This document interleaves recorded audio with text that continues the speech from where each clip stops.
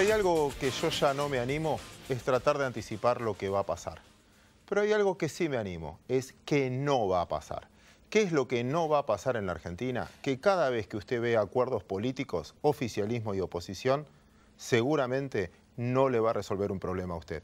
Seguramente van a tener que pagar más plata a los contribuyentes o a aquellos que arriesgan capital. Al menos fue la evolución de estos tiempos y con este prejuicio arrancamos el programa de hoy, pero por suerte lo hago con Santiago Bulat, que me va a calmar y me va a decir, no, Claudio, estás equivocado. No están así, Claudio, por favor, haceme creer. Vamos a hablar justamente de esto, ¿no? El sistema tributario argentino que es tan complejo y que viene de arrastres de... ¿Sabes cuántos impuestos había que empezaron siendo impuestos? Este va a estar unos meses porque necesitamos llegar al equilibrio. Cheque era por 90 días. Claro, por ejemplo. Que acá pasa lento el tiempo. Bueno. Exactamente. La cantidad de impuestos que Argentina ha acumulado en el último tiempo diciendo este va a ser por un momento, lo necesitamos ahora para llegar al equilibrio, pero después lo vamos a sacar porque es un impuesto distorsivo. Y así empezaron a crecer los impuestos distorsivos, sobre todo en la Argentina. Y si vos ves cómo es la recaudación provincial, el 76% tiene que ver con ingresos brutos. Un impuesto que ya sabemos todo, que es distorsivo, que va en cadena, digamos. El sistema tributario argentino es demasiado complejo y nosotros somos rehenes o somos contribuyentes. ¿Y por qué planteamos esta pregunta? Porque uno puede contribuir a un sistema, de hecho, de forma privada uno decide ir a un club, por ejemplo, no sé, la salud cuando, en caso que sea privada, un colegio cuando es privado, uno lo decide y apuesta por eso, por lo menos le pone una inversión a eso para que eso mejore y le da una retribución a cambio. Ahora quizás con lo público no nos sentimos tan así, ¿no? Sentimos que toda vez siempre tenemos que pagar más impuestos, que nuestra carga sobre el salario cada vez va siendo mayor y cada vez nos alcanza para hacer menos otras cosas, pero no es que tenemos una salud buenísima, pública, no es que tenemos transporte buenísimo, no es que tenemos escuelas buenísimas. Entonces, todo eso empieza a pesar también en nosotros y en nuestra decisión de decir, bueno, ¿para qué estoy aportando? ¿No? Porque si uno compara los gastos que tienen otros países e incluso la presión tributaria de otros países, Argentina se destaca, pero digo, hay muchos países que también tienen una presión muy alta. El tema es ver cómo es la retribución de esos bienes y servicios que nos da el Estado, que hoy el Estado somos todos y es gente también que nosotros elegimos para que esté en el Congreso, que debaten para que nosotros estemos cada día mejor y a veces eso no sucede. Igual hay algo que no me quedó claro, Santi. Vos no me ibas a calmar a mí. Salió al revés. Pero bueno, como nosotros dos no podemos calmarlo finalmente, por eso conseguimos un invitado de lujo, César Litvin. No sé si la cámara ya lo está enfocando, pero sin duda va a ayudarnos a tratar de comprender lo que viene. Para dejar de ser un programa de quejas, ya hay muchos de esos, y tratar de contribuirles algo a ustedes, porque como dicen muchos, las pymes hoy las están pasando mal, pero no necesariamente o solo por la tasa de interés o solo por el tipo de cambio, sino por su estructura de costos. Sus costos crecen mucho más fuerte que sus ingresos y eso las está limitando. A ver si hay algún secretito y podemos hacer alguna propuesta. Pero también ustedes se pueden comunicar por nuestras redes, cosa que le dejo a Santiago. En Twitter, en Facebook y en Instagram se comunican con nosotros como Equipo Bulat. Pueden también volver a ver todos nuestros programas en YouTube. Nos encuentran allí como El Inversor Oficial. Pueden también escribirnos sus consultas equipo.bulat@gmail.com y por último leerlos en nuestro blog www.elpuntodeequilibrio.com. También después se quedan a ver Agrotips, pero nosotros empezamos a trabajar de esta manera.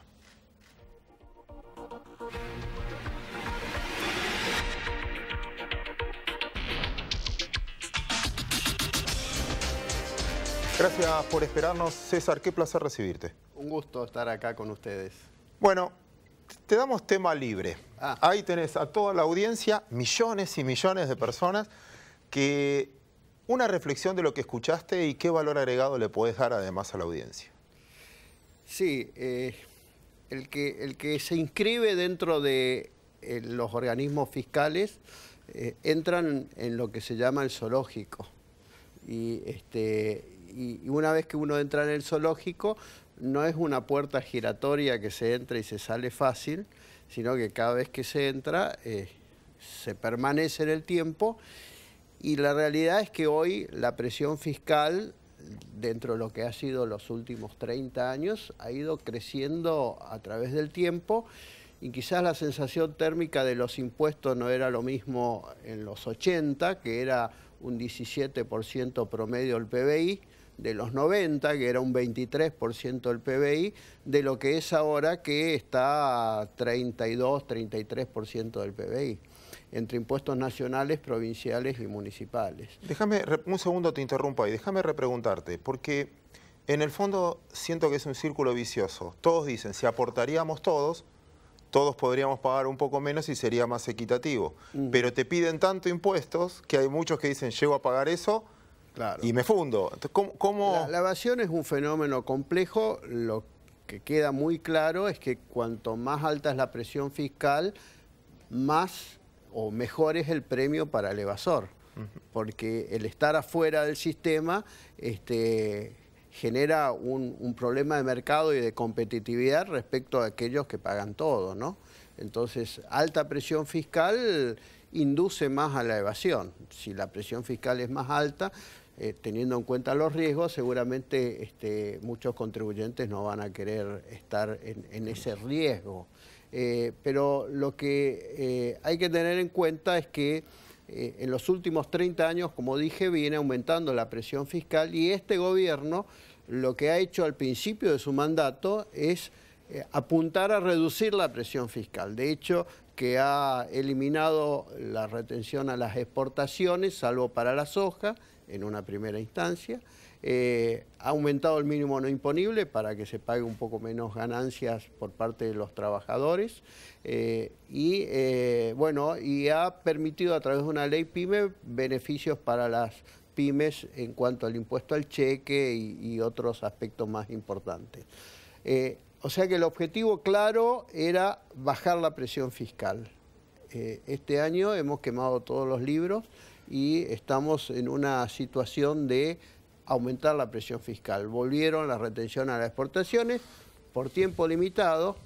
El contribuyente es incrédulo en eso. O sea, todo lo que son impuestos temporarios, por alguna reacción mágica, se convierten en permanentes. El impuesto al cheque se creó en el 2001 por un año y la verdad es que hoy todavía está vivito y coleando y es un impuesto totalmente distorsivo porque no grava una capacidad económica sino tan solo transacciones. Con un peso, además, grande dentro de la ponderación de los impuestos nacionales. No, claro, sí, estar en el sistema bancario genera un sobrecosto. Claro. Y que yo creo que también induce a la evasión y al manejo del efectivo por afuera del sistema bancario.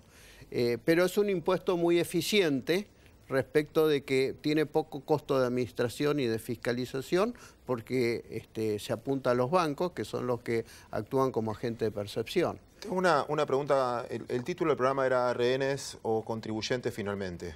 Sí. Qué bueno que seamos contribuyentes para tener un país mejor, etcétera. Pero lo mezclamos con rehenes por algo que yo no sé, y esta es la pregunta, si al país le puede salir más caro. El hecho de cambiar las reglas del juego todo el tiempo va a traer pleitos judiciales. El hecho de que no deje ajustar por inflación, estoy cobrando ganancias por algo que no es ganancia. Sí. Es confiscatorio. Sí. El hecho de que yo te haya dicho no te voy a cobrar bienes personales y de golpe ya te empiezo a cobrar bienes personales es cambiar algo en las condiciones preestablecidas. ¿No puede aumentar el nivel de pleitos de judicialización o de menos ingresos de dinero que nos termine jugando en contra en la recaudación? Yo creo que sí, porque la apuesta que hizo este gobierno era atraer inversiones. La reforma tributaria que está vigente este año 2018, entre impuestos nacionales, impuestos provinciales y municipales, preveía llegar a una baja en 5 años de 4 puntos del PBI, que es mucho dinero. No se va a llegar a eso, obviamente, con los cambios en los derechos de exportación y con los cambios en bienes personales, que los cuestiono totalmente, porque ahí sí el contribuyente que fue invitado a sincerarse con reglas de juego a futuro de cuál iba a ser la carga tributaria, esa invitación no fue lo contundentemente clara que tenía que ser, porque con este proyecto que está en la ley de presupuesto están queriendo aumentar bienes personales. Bienes personales que para el 2019 iba a ser una alícuota plana del 0,25%, pasa a ser progresiva entre el 0,25 al 0,75%. Y el 0,75 lo paga o lo pagará aquel que tenga una sumatoria de bienes de más de 18 millones de pesos, con un mínimo no imponible, por debajo del cual no se paga, de 2 millones de pesos. Cuando se creó la ley de bienes personales, el mínimo era $102.300. O sea que estamos menos de la mitad de lo que es el mínimo, de lo que debería ser ese mínimo. Yo considero que, y lo vengo diciendo en distintos lados, creo que estamos en un límite de tolerancia. No hay más tolerancia, más presión fiscal. Los contribuyentes que sienten que están haciendo un enorme sacrificio fiscal, ahora le están pidiendo al gobierno que reduzca la obesidad del Estado. El Estado está obeso, el Estado tiene que hacer régimen, hay muchos lugares donde se puede bajar los gastos del Estado y no siente el contribuyente que esto esté sucediendo con firmeza. O sea, todavía hay muchos gastos por parte, cuando digo del Estado, digo del Estado nacional, provincial y municipal. Hay poco control del gasto y en ese poco control de gasto lo que hemos visto en los últimos 30 años es que nación, provincia y municipios han cobrado a mansalva y han gastado a mansalva. Es lógico, dos cosas. Voy a seguir quejoso la última pregunta quejosa haciendo catarsis.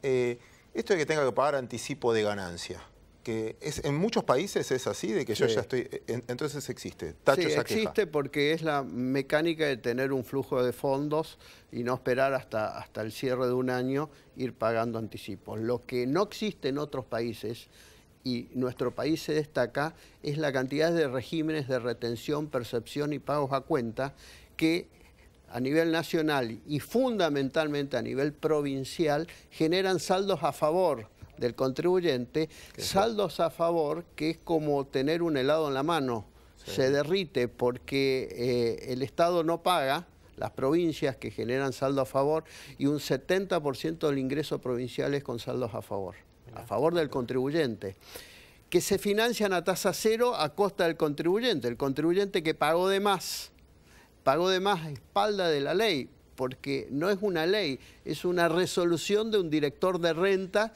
que determina que la retención o la percepción tiene que ser tal porcentaje, sabiendo con premeditación y alevosía que va a generar saldos a favor, y ese saldo a favor, tratar de conseguir que se lo devuelvan, hay que tomar una dosis alta de tolerancia. Tomando esa respuesta. Y de paciencia. Tomando esa respuesta, y acá viene una propuesta de catarsis también, perdón, la última queja que hago, Santi. ¿No podemos armar un sindicato de contribuyentes? Te ponemos a vos como gremialista y empezamos a cortar la calle de...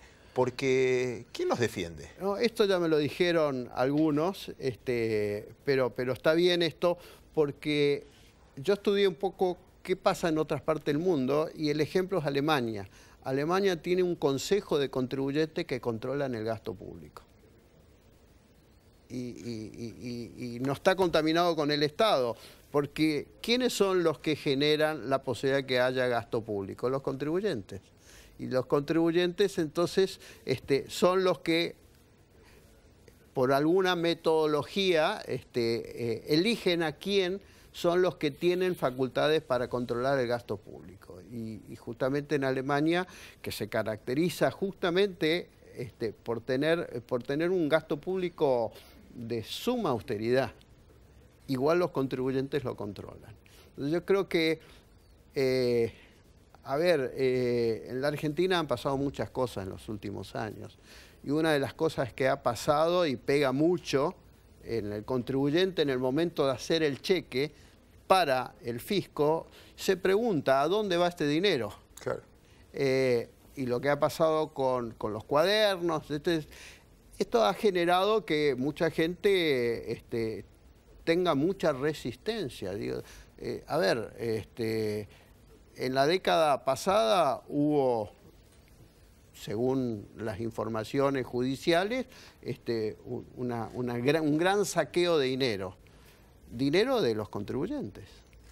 dinero del sacrificio de los contribuyentes. Por ejemplo, el impuesto a las ganancias fue popularizado. Antes, ¿quién pagaba ganancias? Pagaban los asalariados de niveles altos, ¿eh? Sí. Ahora paga ganancias los asalariados de niveles medios bajos, digo, porque los mínimos no imponibles se fueron manipulando como para que más cantidad de gente pague ganancias. Se popularizó el impuesto a las ganancias. Y eso significa sacrificio fiscal de los contribuyentes. Sacrificio fiscal que si no está bien destinado a escuelas, hospitales, rutas, trenes, infraestructura, etcétera, el contribuyente siente de alguna manera que está siendo estafado, claro, porque paga por algo que no recibe. Hablaste, César, mucho de la presión fiscal y creo que ahí comparto, dado incluso los servicios que recibimos nosotros como contribuyentes. Pero si tenemos que poner un orden de prioridades, pensemos que Argentina no crece de 2011 para acá, ¿no? Si tenemos que poner un orden de prioridades, ¿es la presión fiscal o es cómo está armado el esquema tributario lo primero que tenemos que empezar a ver? Porque las distorsiones que hay, los impuestos regresivos que tenemos son también demasiados, ¿no? Está bueno esta reflexión porque, a ver, acá hay un sistema tributario que le queda grande la palabra sistema. Claro. Es un conjunto de parches y de normas y una cantidad de impuestos, muchos que no se ven porque están metidos en los precios, pero una incidencia tiene muy grandes ingresos brutos, que recauda el 4,1% del PBI, es en el podio de los impuestos. Claro. IVA, ganancias e ingresos brutos. Y no se ve, pero tiene un efecto terrible. Y es un impuesto, como vos lo dijiste bien, distorsivo, es tóxico, es veneno para la actividad económica. No se aplica en el mundo ingresos brutos. Se aplica IVA. Y acá aplicamos IVA más ingresos brutos. IVA no al 7, no al 8, sino al 21 más ingresos brutos. Tasa promedio 4 o 5%. Es una barbaridad. Entonces, hemos heredado un sistema tributario totalmente anómalo, lleno de parches y contaminada por impuestos distorsivos. ¿Cuáles son los impuestos distorsivos? Ingresos brutos, derecho de exportación, impuesto al cheque, y ganancia se vuelve distorsivo si no contemplo la incidencia de la inflación, que ese es un tema muy importante. ¿Cómo podemos definir un buen impuesto? ¿Cómo se, digamos, en la literatura, cómo se define un buen impuesto? ¿Qué condiciones debería cumplir? Un buen impuesto para mí es un impuesto que sea eficiente, que no tenga efectos contraproducentes más allá de los que todos los impuestos generan, porque es un traspaso de riqueza, pero que no tenga efectos superiores a los que podría llegar a generar. Por ejemplo, entre impuesto a la venta, ingresos brutos o IVA es un buen impuesto porque va generando el valor agregado en cada una de las etapas. De las cadenas. Con posibilidad de tomar crédito fiscal en las etapas anteriores. Entonces, si tengo que elegir, IVA es un impuesto eficiente, ingresos brutos no, porque tiene un efecto acumulación, en cascada, afecta a las exportaciones porque está metido en el precio desde el inicio de la actividad hasta el final.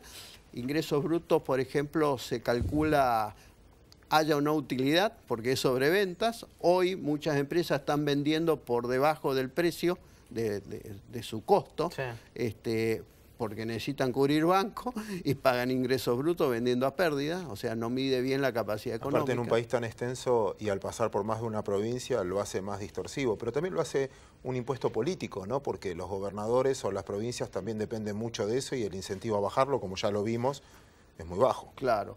Ahí el remedio adecuado es el pacto fiscal firmado con las provincias, salvo San Luis, a fin del año pasado. Pacto fiscal que preveía bajar la presión fiscal solo por el pacto fiscal un 2,5 en 5 años del PBI. Yo creo que no hay una voluntad de cumplir ese pacto fiscal, como no hubo en la década del 90. Hubo pacto fiscal 1, pacto fiscal 2, no han cumplido los gobernadores.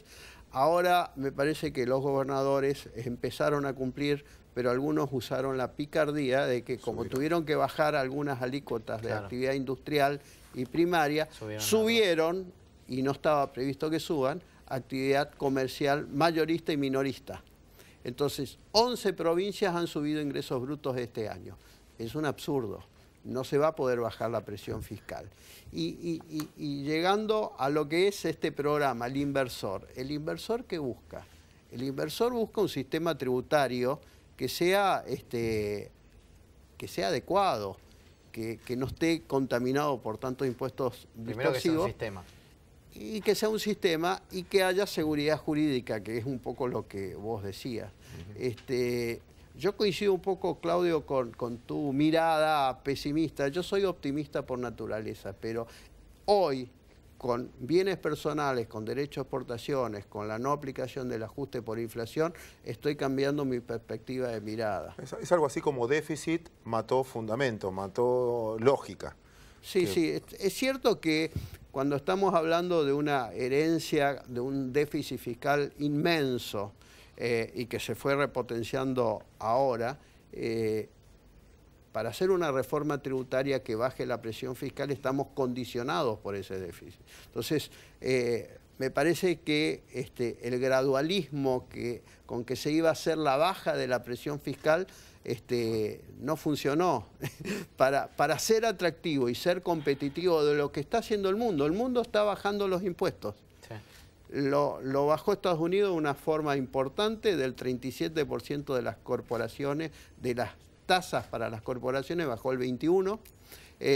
Lo está haciendo China ahora, lo hicieron, salvo España, que volvió un poco de populismo y que aumentó los impuestos, pero el resto de los países están en una competencia a ver quién seduce más los capitales. Si te parece, Santi, concluimos con esa idea, que bajen los impuestos un poquito, ¿te parece? Espectacular. César, muchísimas gracias Muchas por gracias. estar con nosotros. Un gusto.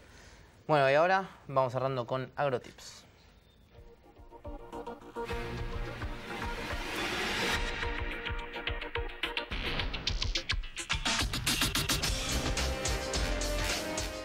Hola, ¿qué tal? Bienvenidos a AgroTips en el Inversor. Hoy les quiero hablar del silo bolsa. Ya en otra oportunidad le hemos mencionado la herramienta fundamental que es para el almacenaje de granos en la República Argentina y también en el mundo. Se espera, según datos privados y públicos, una cosecha la próxima, la 2018-2019, en torno a los 125 millones de toneladas. Para almacenar esa cosecha, sin dudas, va a ser necesario del silo bolsa, porque hoy existen acopios fijos en torno a los 77 millones de toneladas de granos, tanto en cooperativas, en federaciones de acopiadores, como en exportadores y en lo que tienen los productores en lo que hace a la instalación fija de acopio, de almacenamiento de granos. Pero se va a necesitar, sin lugar a dudas, el silo bolsa va a ser fundamental para poder paliar esta deficiencia que hay en infraestructura en lo que hace al acopio fijo. Según la Bolsa de Comercio de Rosario, su Departamento de Estudios Económicos está previendo que en la campaña 2018-2019 en los principales cultivos, ya sea en trigo, soja y maíz, se van a almacenar en bolsas plásticas, en silo bolsa en los campos de los productores, unas 45 millones de toneladas. Esto es fundamental para justamente paliar esta situación, esta escasez que hay de acopio fijos y además es una herramienta que le permite al productor poder tener en su poder los granos y decidir cuándo los quiere vender a la espera de un mejor precio en el mercado, porque recordemos, las bolsas permiten mantener los granos sin ningún tipo de daño, sin ningún tipo de alteración de calidad durante el término de 2 años. Hay que tener en cuenta también datos fundamentales de esta campaña. 45 millones de toneladas que se van a almacenar en silo bolsa. ¿Qué va a representar esto en materia económica para esta actividad y cómo derrama al sector agropecuario en su conjunto? Estamos hablando de unos 90 millones de dólares de facturación que van a ser para, obviamente, almacenar estas 45 millones de toneladas, unas 250.000 bolsas. Y si tomamos en cuenta lo que son los servicios de los contratistas para embolsar todos esos granos en los campos de los productores, estamos hablando de otros 410 millones de dólares. En total va a derramar unos 500 millones de dólares de acuerdo a datos de la Bolsa de Comercio de Rosario en lo que hace a esta próxima campaña, la 18-19, en lo que hace al silo bolsa, una herramienta fundamental para el sector agropecuario. Hacemos la pausa, enseguida volvemos con el inversor. Nueva línea High-Tech. Nuevo diseño global premiado. Transmisión PowerShift 16+16. Motor Alco Power de 115, 125 y 135 caballos. 105 litros por minuto de caudal hidráulico. Piloto automático y telemetría. Nueva generación de tractores Valtra. Evolución sin límites. más. Valtra, tu máquina de trabajo.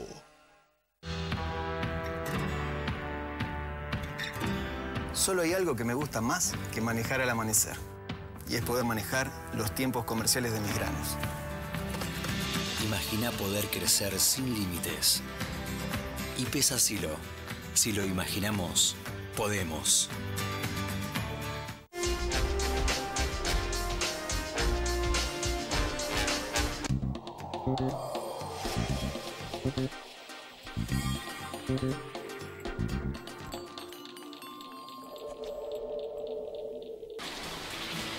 ¿Qué es crecer para vos? ¿Pudiste entrar, Abu?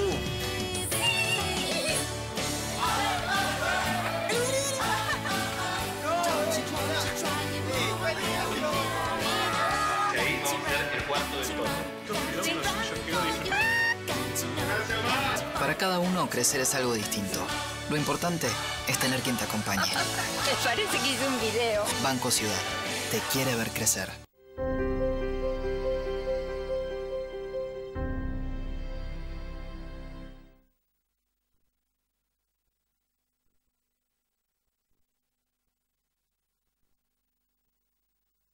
Un banco diferente. Banco Hipotecario.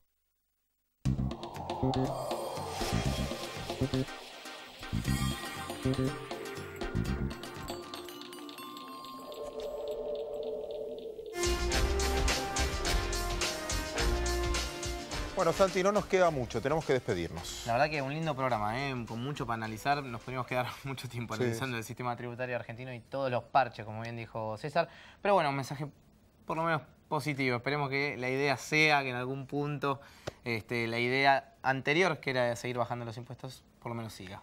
Es la única clave. Los países que están creciendo están bajando la carga impositiva para recaudar más. Cuanto más subís los impuestos, menos se está recaudando y finalmente lo tenemos que ver. Tenemos toda nuestra historia para darnos cuenta. Del otro lado, el gasto, señores, habría que controlarlo porque si no el esfuerzo del contribuyente ya se hace inhumano. Nosotros nos reencontramos el próximo sábado en esta idea del equipo Bulat, pero si usted está ansioso y el martes nos quiere escuchar... Nos puede escuchar por FM Millennium 106.7 de 21 a 22 horas todos los martes, El Inversor Bolsero, hablando de acciones, bonos, qué podemos hacer con la plata.